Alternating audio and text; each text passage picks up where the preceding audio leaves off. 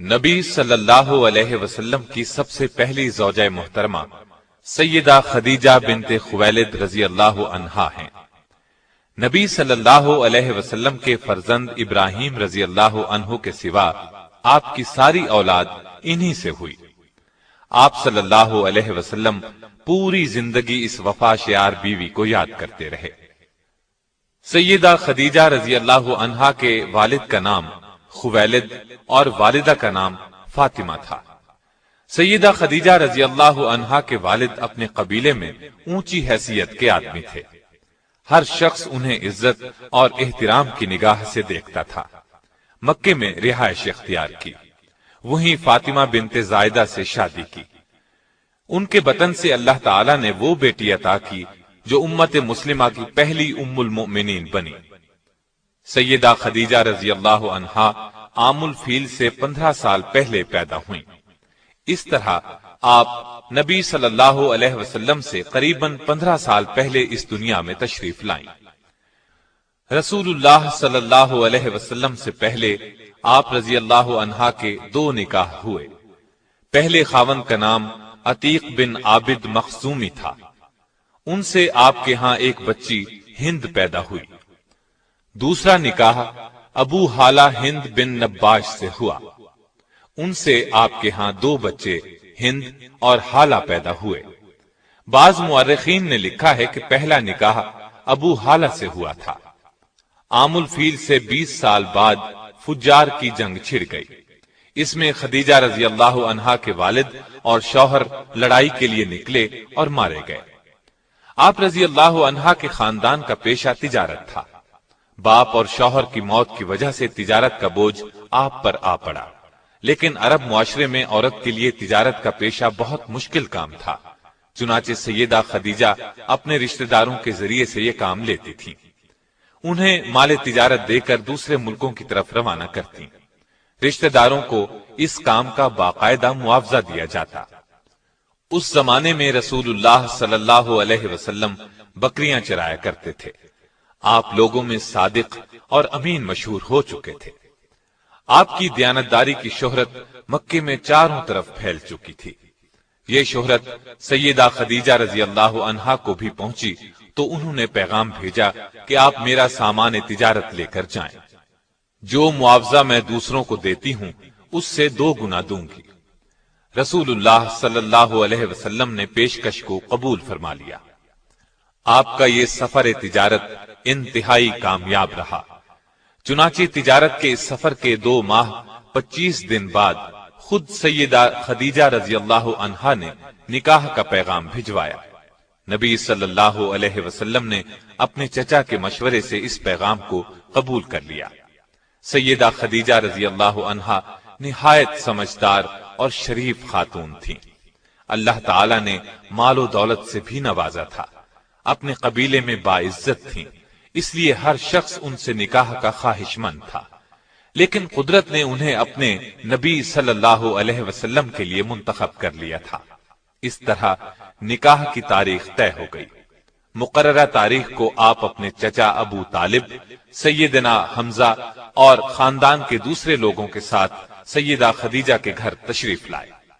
ابو طالب نے نکاح کا خطبہ پڑھا۔ 12.5 اوقیہ حق مہر مقرر ہوا۔ یہ 500 طلائی درہم کے برابر تھا۔ اس طرح سیدہ خدیجہ رضی اللہ عنہا کو پہلی ام المؤمنین بننے کا شرف حاصل ہوا۔ آپ رضی اللہ عنہا کا پہلا لقب طاہرہ تھا۔ اس طرح آپ خدیجہ طاہرہ کے نام سے مشہور ہوئیں۔ نکاح کے وقت رسول اللہ صلی اللہ علیہ وسلم کی عمر 25 سال تھی۔ سیدہ خدیجہ کی عمر 40 سال کی تھی۔ نکاح کے بعد سرداران قریش اور دیگر لوگوں نے مبارکباد دی۔ نبی اکرم صلی اللہ علیہ وسلم کی زوجیت میں آنے کے بعد سیدہ خدیجہ نے اپنا سارا مال و اسباب آپ کے قدموں میں ڈھیر کر دیا۔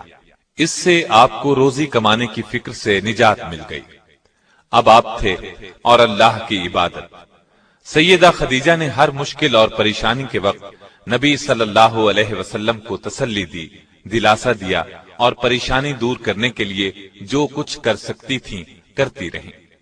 مثلاً جب آپ پر پہلی وحی یعنی اقرا بسم ربک الذی خلق غار حرا میں نازل ہوئی تو نبی اکرم صلی اللہ علیہ وسلم گھر تشریف لائے، بدن مبارک پر لرزہ طاری تھا۔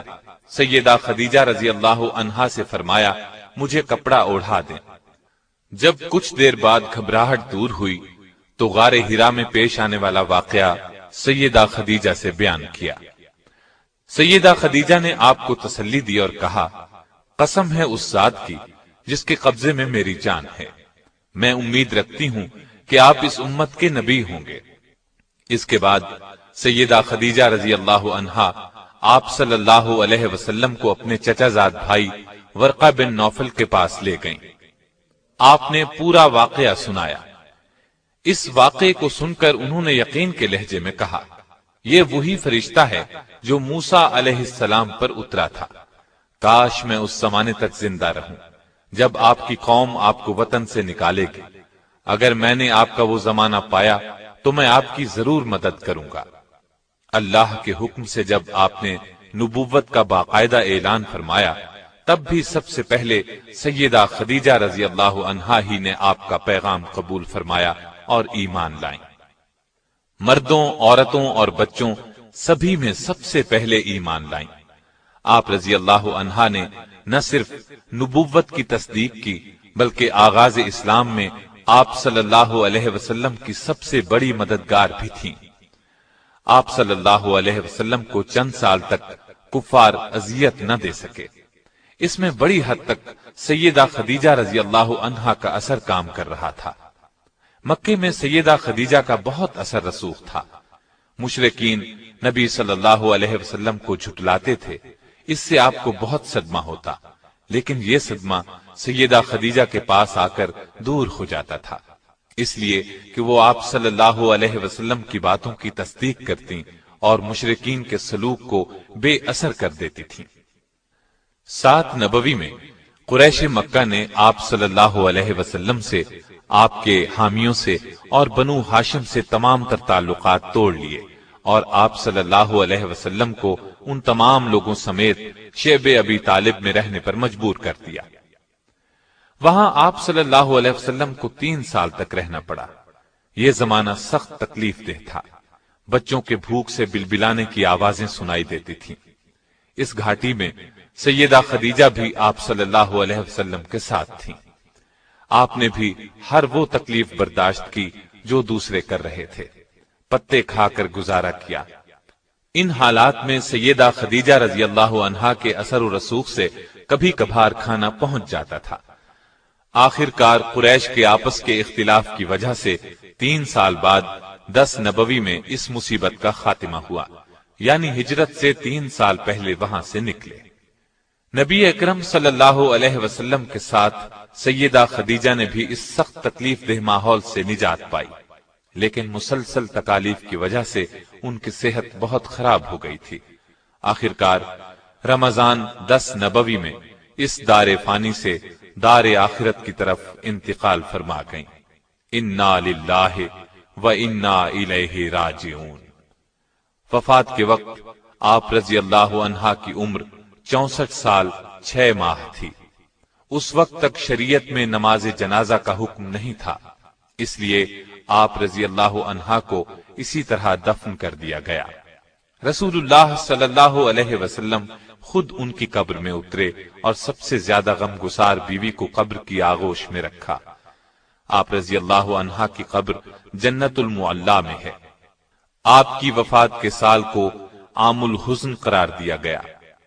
بخاری اور مسلم کی ایک حدیث ہے کہ ایک مرتبہ جبریل علیہ السلام نے نبی علیہ السلام سے عرض کیا، سیدہ خدیجہ رضی اللہ عنہا آپ کے پاس برتن میں کھانے کی کوئی چیز لا رہی ہیں، جب وہ آئیں تو انہیں اللہ تعالیٰ کا اور میرا سلام کہہ دیجیے گا۔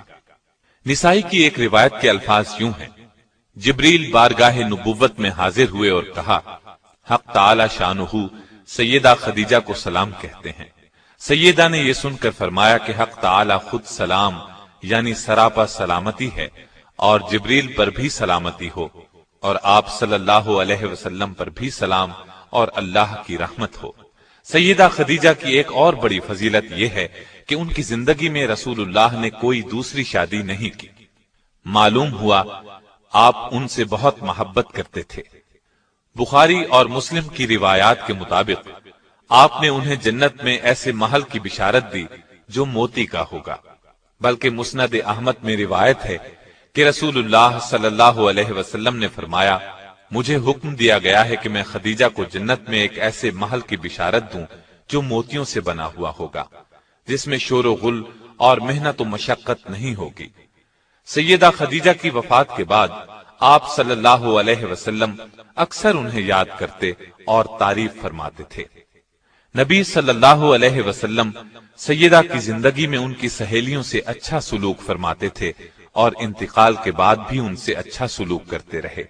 جب کوئی چیز آتی تو آپ اس میں سے کچھ حصہ الگ کرتے اور فرماتے، یہ خدیجہ کی فلاں سہیلی کو دے آؤ۔ نسائی اور مسند احمد کی روایت کے الفاظ یہ ہیں کہ نبی صلی اللہ علیہ وسلم نے فرمایا، جنت کی عورتوں میں سب سے افضل یہ 4 عورتیں ہیں: خدیجہ بنت خویلد، فاطمہ بنت محمد، مریم بنت عمران اور آسیہ جو فرعون کی بیوی تھی۔ سیدہ کی اس خصوصیت میں کوئی دوسری ام المؤمنین شریک نہیں ہوئی۔ بخاری، مسلم اور مسند احمد کی ایک روایت میں سیدہ خدیجہ کو تمام جہانوں کی عورتوں سے بہتر فرمایا۔ آپ کے پہلے خاوند سے ایک بیٹے ہند تھے، یہ آپ کے ساتھ ہی ایمان لے آئے۔ انہی کی نسبت سے آپ رضی اللہ عنہا کی کنیت ام ہند تھی۔ رسول اللہ صلی اللہ علیہ وسلم سے سیدہ خدیجہ کے ہاں 6 بچے ہوئے، 2 صاحبزادے جو بچپن میں فوت ہو گئے اور 4 صاحبزادیاں۔ ان کی تفصیل یہ ہے: قاسم رسول اللہ صلی اللہ علیہ وسلم کے سب سے بڑے صاحبزادے تھے، انہی کے نام پر آپ کی کنیت ابو القاسم تھی۔ بچپن میں مکے میں انتقال کر گئے۔ دوسرے صاحبزادے عبداللہ تھے، یہ بھی کم عمری میں ہی انتقال کر گئے۔ ان کے لقب طیب و طاہر تھے، اس لیے کہ یہ زمانہ نبوت میں پیدا ہوئے تھے۔